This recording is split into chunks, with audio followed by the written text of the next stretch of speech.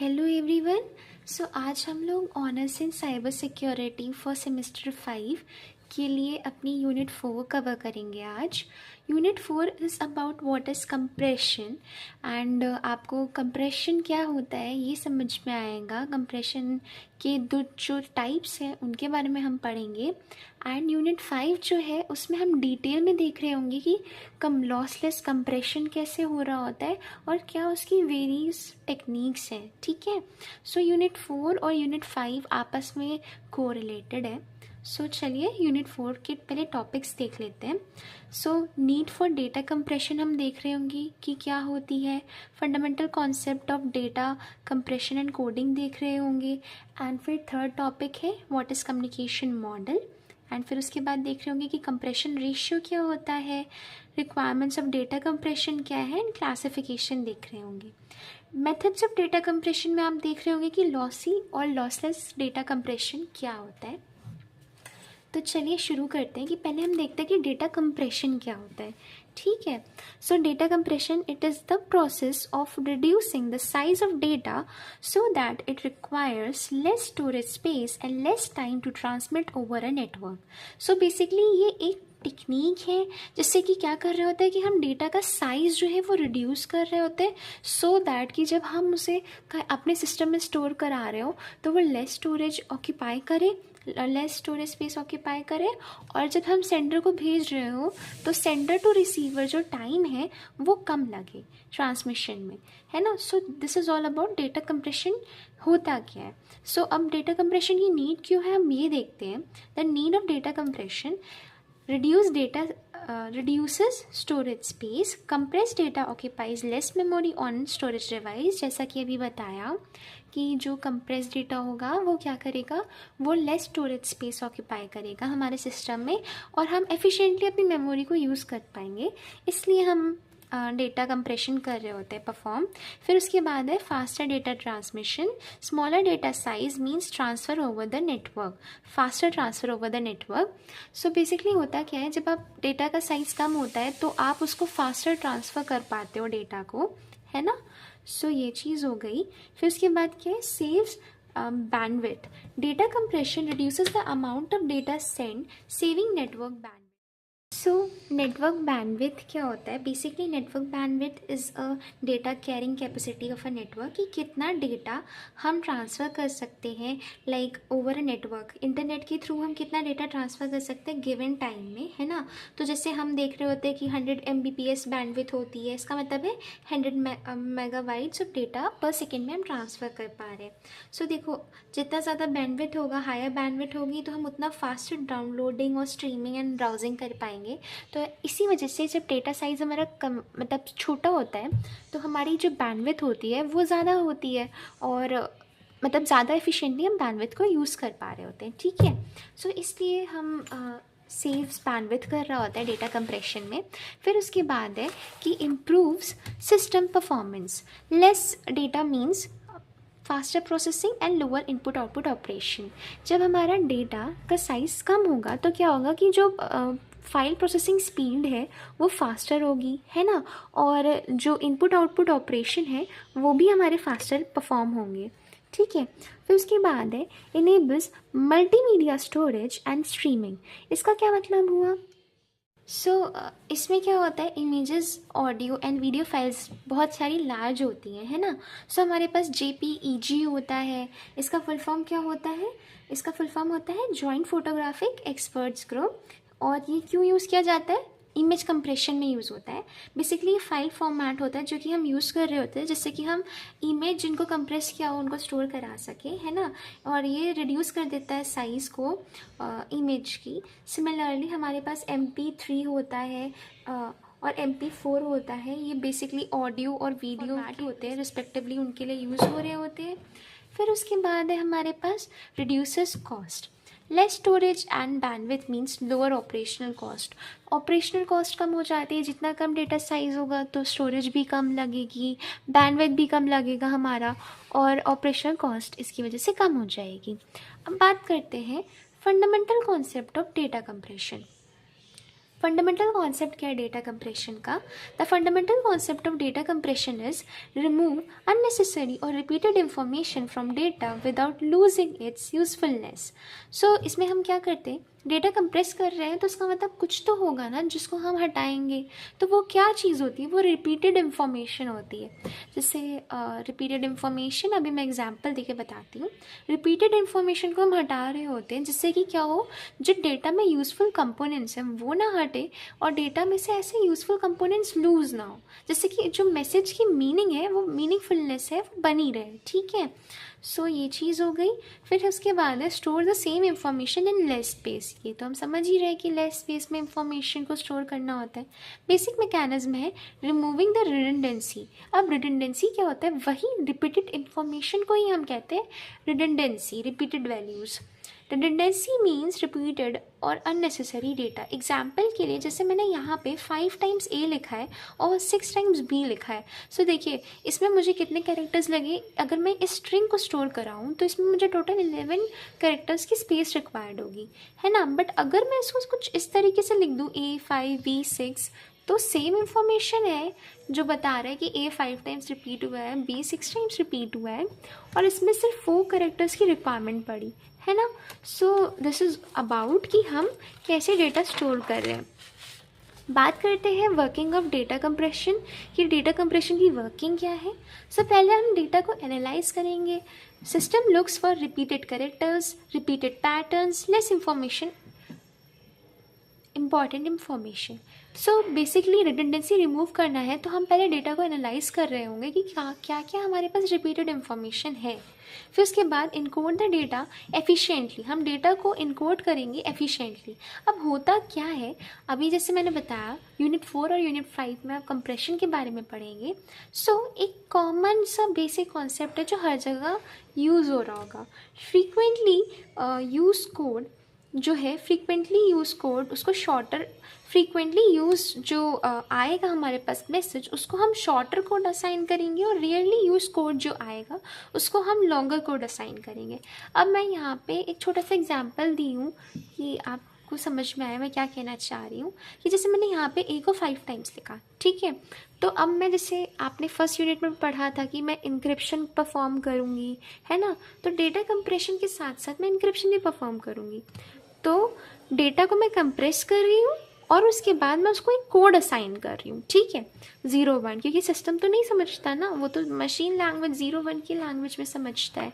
सो यहाँ पे 5 times A है और उसको मैंने क्या कोड असाइन किया? 0-1, ठीक है। अब मेरे पास 2 टाइम्स B था, मैंने उसको ये कोड असाइन किया। आप ज़रा डिफरेंस देख पा रहे होंगे, जब मेरा रिपीटेड कोड है ना, A रिपीट हुआ है, बहुत टाइम्स रिपीट हुआ है, 5 टाइम्स रिपीट हुआ है, तो मैंने जो कोड असाइन किया वो क्या है? शॉर्टर है, 2 डिजिट कोड है।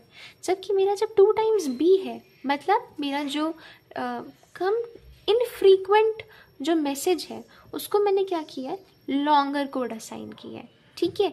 अब ऐसा क्यों होता है ये आप डिटेल में समझ रहे होंगे आगे यूनिट 4 में भी और यूनिट 5 में भी। सो ये चीज़ थी हमारी कि हम क्या करेंगे, जो हमारा फ्रीक्वेंटली अकरिंग होगा उसको हम शॉर्टर कोड असाइन करेंगे और जो रेयरली अकरिंग होगा उसको हम लॉन्गर कोड असाइन करेंगे, ठीक है। फिर उसके बाद reduces the data size via compression. और एक और चीज़ होगी कि जैसे ये तो मैं सेंड कर रही हूँ तो मैं अपने एंड पे कंप्रेस करूँगी, बट जो हमारा रिसीवर होगा वो डीकम्प्रेशन परफॉर्म करता है। It is the reverse process of compression, वो रिसीवर साइड पे परफॉर्म हो रहा होता है, ठीक है। At the receiver side compressed data is expanded back, original data is restored either fully और अप्रॉक्सीमेटली, या तो फुल्ली हो पा रहा होता है या तो थोड़ा थोड़ा अप्रॉक्सीमेटली हो पा रहा होता है। अब हम देखते हैं कोडिंग क्या होता है। Coding is the process of representing data using symbols, bit, codes in efficient वे, ठीक है।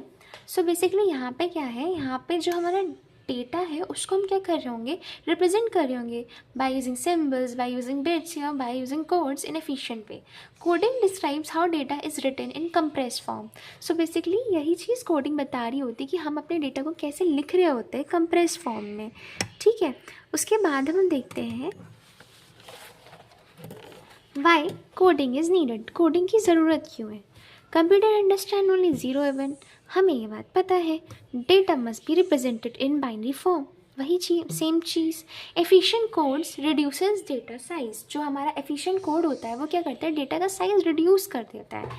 Helps removes redundancy. It use to helps to remove redundancy, जो कि हमारी रिपीटेड इंफॉर्मेशन होगी उसको रिमूव करने के लिए। मेक्स कंप्रेशन पॉसिबल, और ये कंप्रेशन को पॉसिबल कर देता है। अब टाइप्स ऑफ कोडिंग क्या होती है, एक होता है फिक्स लेंथ कोडिंग, एक होता है variable length coding. So fix length coding में क्या होता है, all symbols have the same length codes. Her symbol को, हमारे जो जितना भी डेटा है उसमें जितने भी सिंबल्स होंगे, हर सिंबल को हम same length of code assign करेंगे 0 1 का, है ना। और वेरिएबल लेंथ कोडिंग में क्या होगा कि same length of coding assign नहीं करेंगे। अभी जैसे मैंने ये एग्जाम्पल बताया था कि हम सिंबल को असाइन कर रहे थे अलग तरीके से, है ना, शॉर्टर और लॉन्गर कोड असाइन कर रहे थे, वैसे ही यहाँ पे हो रहा होगा। Frequently use symbols have shorter codes. Example Huffman coding. हम, आप लोगों को याद होगा कि आपने जो हमारा डेटा स्ट्रक्चर्स है सेकेंड ईयर में और डा है, उसमें भी ये पढ़ा था हमने कि हफमैन कोडिंग होता क्या है। इनफैक्ट फर्दर यूनिट में हफमैन कोडिंग प्रॉपर डिटेल में एक्सप्लेन्ड है। तो यहाँ पे क्या यूज़ हो रहा होता है, वेरिएबल लेंथ कोडिंग होता है, ठीक है।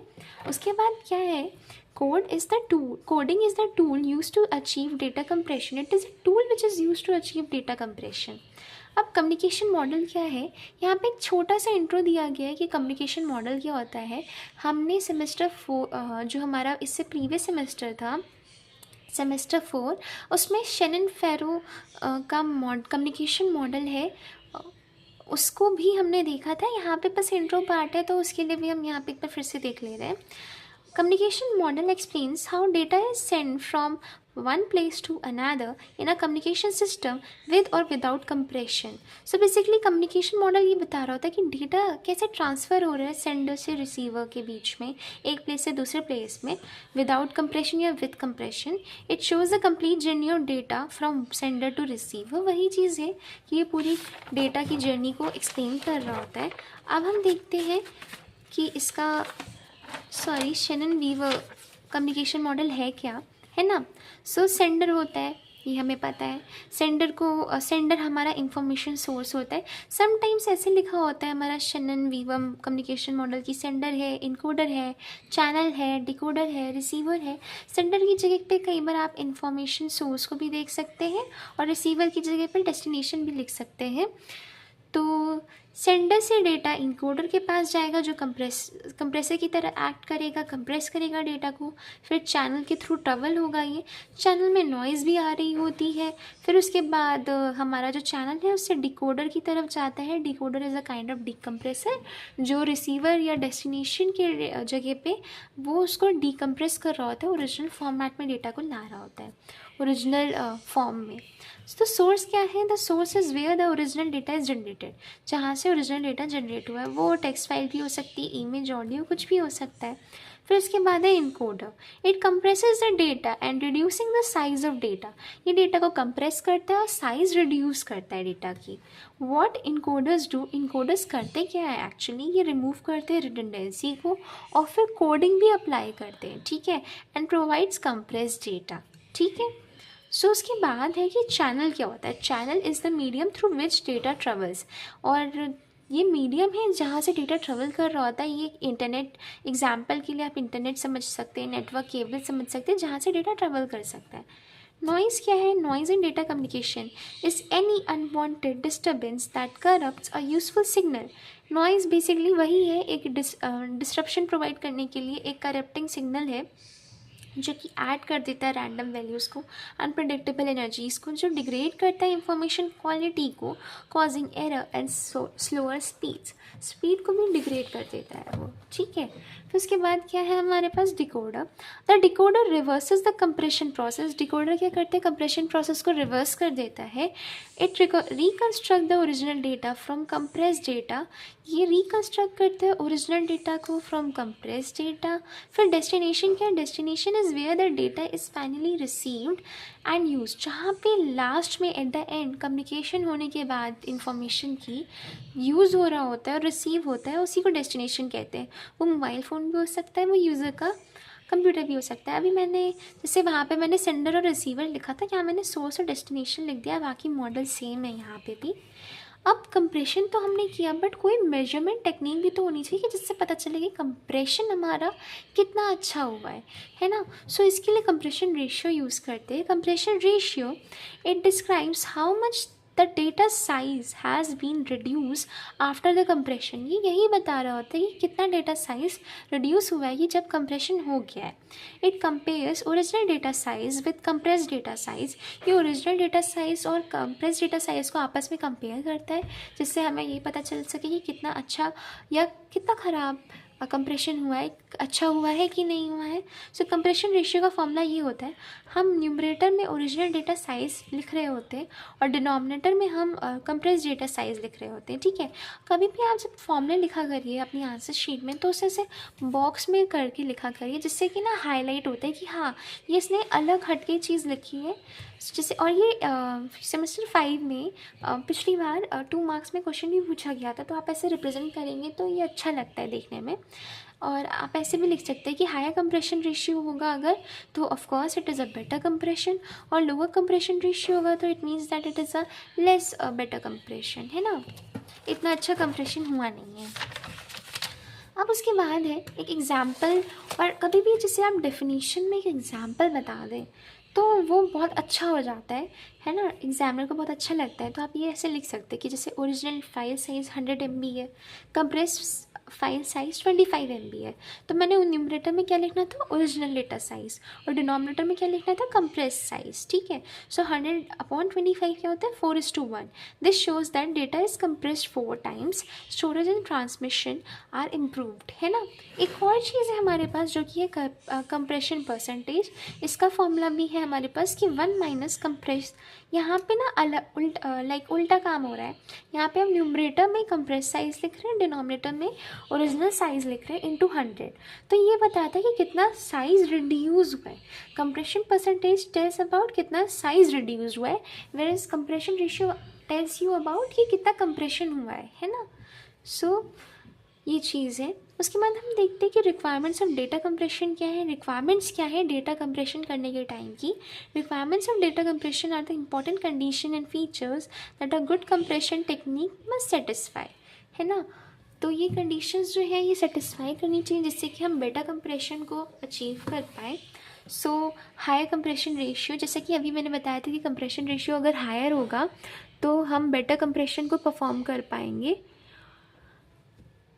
Compression should reduces data size significantly. जितना ज़्यादा रिडक्शन होगा उतना अच्छा कंप्रेशन होगा, ठीक है। तो अगर हमारा कंप्रेशन साइज़ ज़्यादा है तो हमारा डेटा साइज़ कम हो गया, और डेटा साइज़ कम हो गया तो मतलब हमारा कंप्रेशन रेशियो ज़्यादा हो गया। यहाँ पे है हमारे पास नो और minimal loss of data. In lossless compression data must be recovered exactly. देखिए 2 टाइप के कंप्रेशन होते हैं, मैं यहाँ पे इंट्रो दे रही हूँ। अभी जस्ट हम इसे डिटेल में यहीं पे समझने वाले हैं कि लॉसलेस होता क्या है और लॉसी कंप्रेशन क्या होता है, ठीक है। सो बेसिकली 2 तरीके के कंप्रेशन होते हैं, एक लॉसी होता है, एक लॉसलेस होता है। नाम से आप समझ रहे होगे कि लॉसी में कुछ तो लॉस हो रहा होगा इन्फॉर्मेशन का, और लॉसलेस में क्या हो रहा होगा कि जो इन्फॉर्मेशन का लॉस नहीं हो रहा होगा, है ना। सो वही चीज़ है। In lossless compression data must be recovered exactly. अब जब कुछ लॉस हो ही नहीं रहा है ना, तो होगा क्या कि हम पूरे ओरिजिनल डेटा को रिकवर कर पाएंगे, ठीक है। In lossy compression quality should be acceptable. अब लॉसी होगा तो कुछ जो लॉस ऑफ अमाउंट होगा इंफॉर्मेशन का, तो क्वालिटी तो आपको एक्सेप्ट करनी पड़ेगी। मतलब मिनिमल लॉस ऑफ डेटा हो जाता है, क्योंकि जैसे आप कई बार देखते होंगे कि आप अपनी फॉर्म फिल कर रहे हैं, उसमें जैसे होता है क्राइटेरिया बना होता है कि जब आप फ़ोटो अपनी डाल रहे होंगे तो उसका साइज़ बहुत कम होना चाहिए, 1 MB या 1 KB होना चाहिए, है ना। तो जब इतना आप कंप्रेस कर देते तो आपकी फ़ोटो क्वालिटी डिग्रेड हो जाती है। तो क्योंकि वो लॉसी कंप्रेशन परफॉर्म हो रहा होता है ना, ये चीज़ें। फिर उसके बाद क्या है, fast compression and decompression. Both the process should be quick. ये दोनों प्रोसेस कंप्रेशन और डीकम्प्रेशन क्विक होने चाहिए, बिकॉज उसी के बाद तो इंसान प्रोसेसिंग कर पाएगा, सिस्टम प्रोसेस कर पाएगा। रियल टाइम कम्युनिकेशन हो रहा है तो वहाँ के लिए भी हमें फास्ट कंप्रेशन और डीकम्प्रेशन चाहिए होता है। उसके बाद क्या है, low computational complexity, algorithm should not require heavy processing. तो जो हम एल्गोरिथम्स यूज़ करेंगे आगे चल के, अभी आप देखेंगे, तो हमें ये देखना होगा कि कौन सी एल्गोरिथम हम यूज़ करें जहाँ पे हमारे पास हैवी प्रोसेसिंग ना हो, मतलब बहुत ज़्यादा प्रोसेसिंग रिक्वायरमेंट्स ना, ठीक है। फिर उसके बाद क्या है, algorithm use of storage and efficient use of storage and bandwidth. हमारा यूज़ ऑफ बैंडविड्थ और स्टोरेज एफिशिएंट होना चाहिए, should save disk space and should reduce network bandwidth usages. So जैसा कि मैंने बताया था, नेटवर्क कैरिंग कैपेसिटी होता है, तो अगर हम एफिशिएंटली तभी यूज़ कर पाएंगे जब हमारा डेटा साइज़ कम होगा, है ना। तो ये चीज़ हो गई। अब हम देखते हैं कि जो मैं बता रही थी आपको कि क्लासिफिकेशन ऑफ डेटा कंप्रेशन होता क्या है। बेसिकली इसका बेसिस क्या है, how data is reduce and recovered, कि डेटा कैसे हम रिड्यूस कर रहे होंगे और रिकवर्ड कैसे हो रहा होगा डेटा। डेटा कंप्रेशन दो टाइप्स के हैं, लॉसी डेटा कंप्रेशन और lossless data compression. So lossless data compression में क्या होता है, lossless compression is a type of compression where original data is recovered exactly after decompression. So होता क्या है इसमें, ये type of data compression as the name suggest, जहाँ पे पहली बात तो कोई डेटा लॉस नहीं होता, ठीक है। इसमें सिर्फ दो ही चीज़ें हमें याद रखनी है लॉसलेस में, कि कोई भी डेटा लॉस नहीं होता क्योंकि ये लॉसलेस है ना। और दूसरी चीज़ ये है कि जब कुछ लॉस नहीं हुआ है तो जो हमारा ओरिजिनल डेटा है वो एग्जैक्टली रिकवर्ड हो जाएगा, ठीक है। बस ये दो पॉइंटर्स है। So there is no information is lost and second is we can exactly recover the original information. Key features, original data is fully recovered, original data fully recovered हो जाता है। नो इन्फॉर्मेशन इज़ लॉस, कोई information loss नहीं होती। Data accuracy is maintain, क्योंकि अब information loss नहीं हुई तो डेटा की जो एक्यूरेसी है वो मेंटेन रहती है। फिर उसके बाद क्या है, compression ratio is moderate, compression ratio जो होता है वो मॉडरेट होता है हमारे पास, क्योंकि हम ऑब्वियसली यहाँ पे जो लॉस ऑफ डेटा नहीं परफॉर्म हो रहा है, इसलिए कंप्रेशन रेशियो मॉडरेट रहता है। फिर उसके बाद क्या है, used where data is very important, यहाँ यूज़ करते हैं जहाँ पे डेटा बहुत इंपॉर्टेंट होता है, क्योंकि अगर डेटा लॉस होगा, कुछ भी अगर डेटा लॉस हो गया तो हम उस ओरिजिनल मैसेज को रिकवर नहीं कर पाएंगे। ये सेफ़ है और रिलायबल है। एग्जाम्पल क्या है, इसमें कई सारी टेक्निक्स हैं जो अभी हम यूनिट 5 में देख रहे होंगे डिटेल में, जैसे है रन लेंथ इनकोडिंग हो गया, जैसे हम RLE भी बोलते हैं, हफमैन कोडिंग हो गया, अभी आप पढ़ेंगे इसको, और लिम्पस जिप वेल्च हो गया LZW। अब उसके बाद है जिप और PNG, आपने सुना होगा जिप एंड PNG। जिप क्या है, आर्काइव फाइल फॉर्मेट होता है, और PNG क्या है, पोर्टेबल नेटवर्क ग्राफिक्स है, ठीक है। सो बेसिकली यहाँ पे जिप और जो आपका आर्काइव फाइल फॉर्मेट है वो आपने कहाँ देखा है, ये बेसिकली फाइल फॉर्मेट होता है जो कि हम यूज़ कर रहे होते हैं कि कंप्रेस कर सके अपने साइज़ ऑफ फाइल्स को और फोल्डर्स को, है ना। ये क्या करता है, ये कंबाइन कर देता है, कंप्रेस कर देता है बहुत सारी फाइल्स को एक सिंगल फाइल में, जिससे कि होता क्या है, जो स्पेस है वो रिड्यूस हो जाता है, ठीक है। आप जैसे कई बार देखते होंगे, आप जैसे प्रोजेक्ट डाउनलोड करते हैं, for an example GitHub repo पे आप कहीं जाएं और वहाँ पे किसी का कोड बेस की फाइल्स डाउनलोड करें, तो वो डाउनलोड एज अ जिप होती है। फिर आप उससे, वो एक फ़ोल्डर होता है जिसमें सारी फाइल्स डाउनलोड हो जाती है, उसके बाद आप एक्सट्रैक्ट करते हैं जिप से सारी फाइल्स को, ठीक है। और आपने PNG भी सुना होगा, portable network graphics. Portable network graphics basically ये लॉसलेस डेटा कंप्रेशन इमेज के लिए यूज़ किया जाता है ना, जब हमारी फाइल की क्वालिटी इससे लूज़ ना हो, है ना। कई बार आप देखते होंगे, इसका बेसिक कैरेक्टरिस्टिक ये होता है कि आप जैसे बैकग्राउंड देखते होंगे ना, इमेजेस में बैकग्राउंड रिमूव्ड हो जाता है, ठीक है। बेसिकली क्या होता है कि इट सपोर्ट ट्रांसपेरेंट बैकग्राउंड। तो ये चीज़ है जिप एंड PNG के बारे में। अब हम देखते हैं कि लॉसी डेटा कंप्रेशन क्या होता है। Lossy compression is a type of compression where some data is permanently removed to achieve higher compression। अब इसमें क्या होता है कि हम कुछ डेटा deliberately remove करते हैं जिससे कि हम higher compression को achieve कर पाएँ। So first point is some data is lost, जैसे कि यही इसकी डेफिनेशन का ही पार्ट है। Original data can not be fully recovered, क्योंकि डेटा लॉस होता है इसलिए हम ओरिजिनल डेटा को फुल्ली रिकवर नहीं कर पाते। हाई कंप्रेशन रेशियो होता है क्योंकि डेटा लॉस हो रहा होता है, इसीलिए हाई कंप्रेशन रेशियो होता है। स्मॉल लॉस इज एक्सेप्टेबल, छोटे छोटे लॉस जो होते हैं वो एक्सेप्टेबल होते हैं। रिड्यूसेस फाइल साइज सिग्निफिकेंटली, और फाइल साइज जो होता है वो सिग्निफिकेंटली रिड्यूस हो जाता है, यूज फॉर मल्टीमीडिया डेटा, और ये मल्टीमीडिया डेटा के लिए भी यूज़ होता है।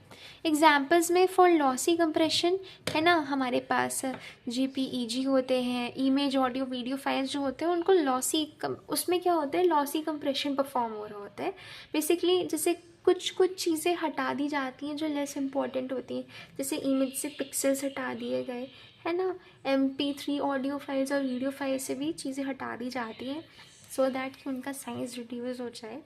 अब इसके बाद एक इम्पॉर्टेंट क्वेश्चन है जो कि है लॉसी और लॉसलेस कंप्रेशन में डिफरेंस। ये हमेशा पूछा जाता है ना, तो इसलिए हम देख लेते हैं। लास्ट टॉपिक है, सो लॉसी कंप्रेशन क्या होता है और लॉसलेस कंप्रेशन में क्या डिफरेंस है। Lossy compression is the method which eliminate the data which is not noticeable. So lossy compression में क्या होता है, वो डेटा को हम एलिमिनेट कर देते हैं जो नोटिसेबल नहीं है, इतना सिग्निफिकेंट नहीं है, ठीक है। While lossless compression does not eliminate the data which is not noticeable, but lossless में हम वो डेटा भी नहीं हटाते जो कि लेस सिग्निफिकेंट हो या नोटिसेबल नहीं हो, ठीक है। सारा डेटा हमारे लिए रिक्वायर्ड होता है। इन लॉसलेस तो हम कोई भी इंफॉर्मेशन को रिमूव नहीं कर रहे होते हैं। In lossy compression a file does not restore और rebuild in its original form. जब हम डीकम्प्रेशन परफॉर्म करें और उससे ऑब्टेन करने की कोशिश करें अपनी ओरिजिनल फाइल को, तो वो हम लॉसी कंप्रेशन में नहीं कर पा रहे होते क्योंकि ये डेटा कुछ लॉस हो चुका होता है। While in lossless a file can be restored in its original form, ठीक है।